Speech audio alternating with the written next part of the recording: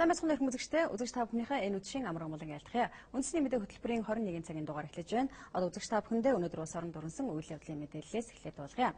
Төрийн ордонд Монгол Ардын Явсгалт намын дарга энх хоёр өнөөдөр 7 сарын 1-нд холбогдуулан мэдээлэл хийсэн юм а. Сэтгүүлчдэд тухайн үеийн их хурлын чуулганы протокол болон бусад нууцын зэрэглэлгүй бичиг баримтыг энэ үеэр тараасан. Сайтар нэгтэл бол хэн юу ярьсан нь тодорхой цагаан цаасан дээр хараар бичигдсэн байгаа. Тухайн үеийн үндэсний аюулгүй байдлын зөвлөлийн протоколыг нийтэд дэлгэхийг тэрээр одоогийн төрийн өндөрлгүүдээс хүсэн мэдээлэл өгсөн юм а. За энэ мэдээллийг бид өдөөс өмнө төрийн ордноос авсан байгаа. За харин одоо 20 цагийн үед өнөөдөр өдшийн 20 цагийн үед одоо манай телевизэд ирсэн мэдээллээр түүнийг одоо оргил аршин соёлын хавцаанаас баривчлаа гэсэн мэдээлэл ирсэн юм а. Ингээд манай сэтгүүлчид тухайн одоо газар дээр ажиллаж байгаа үзэгч та бүхэндээ бид одоо сурвалжлах байгаа ирсэн даруйд шуурхай мэдээлэл үзэгч та бүхэндээ хүрэх болно. За ингээд эхлээд түүний өдөөс өмнө өгсөн мэдээллийг эхлээд болгоё.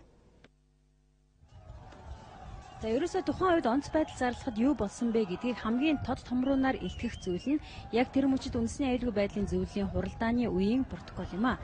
Энэхүү протоколыг нийтэд ил болгох шаардлага байгаа гэдгийг холбогдох төрийн удирдлагуудаас хүсэмжилсэн байна. Гэтэл өнөөх асуудлыг нь өнөөдрийг хүртэл үндэсний аюулгүй байдлын зөвлөлийн өнөөгийн гишүүд хүлээн авахгүй байгаа юм билээ. Аюулгүй байдлын зөвлөлийн хурал гэж байгаа. Тэр бол хуулиараа нууц байдаг. Тийм хуультай. Гэхдээ би энэ хуулийн хүндж байгаа ч гэсэн 7 сарын 1-ний холбоотой онц байдалтай холбоотой аюулгүй байдлын зөвлөлийн хурлын протоколыг нууцчилсан. Одоо нууцын зэрэглэлийн арилгаач ил тод болгооч гэсэн хүсэлтийг тавиад байгаа. Энийг хэн хийх болцоотой вэ гэхээр бол улсын хурл хийх болцоотой.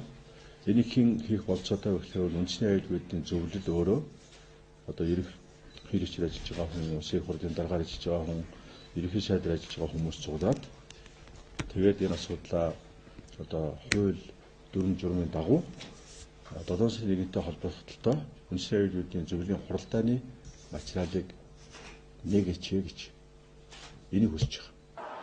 За экс ерөнхийлөгчийн хувьд цагдаа нар тушаал аваад хүн буудсан бол бурууга хүлээхэд учиртай гэдгийг илэрхийлсэн. Түгээрч зогсох үед 7 сарын 1-ний хэрэгт гэрчээр дуудагдж байгаа эрхмүүд нээлттэй байхыг уриаллаа.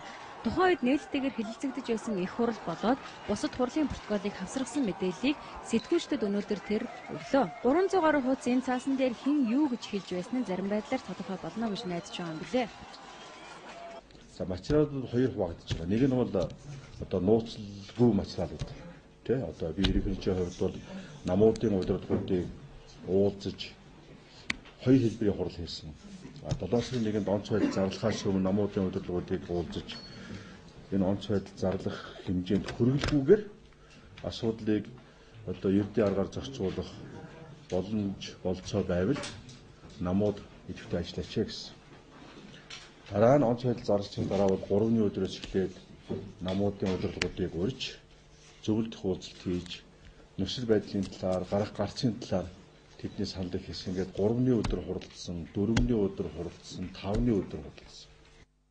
Үндэсний аюулгүй байдлын зөвлөлийн даргын хувьд тухайн үеийн нөхцөл байдал өнөөдөр ч Монгол Ардын Явсгалт намын даргын нүдэнд тодорхой харагддаг гинэ. Хэн юу гэж хэлснийг нь дуурайгаад хэлдэггүй юм а гэхэд тодорхой хэмжээгээр үннийг эрэлхийлэх сэтгүүлчдэд өөрийнх нь өгсөн мэдээлэл дэм болох учиртай гэдгийг ч илэрхийллээ. 7 сарын 1-ээр улс төр хийгээд байгаа асуудал байхгүй. Үннийг л олох нь төрийн үүрэг гэдгийг экс ерөнхийлөгч санууллаа.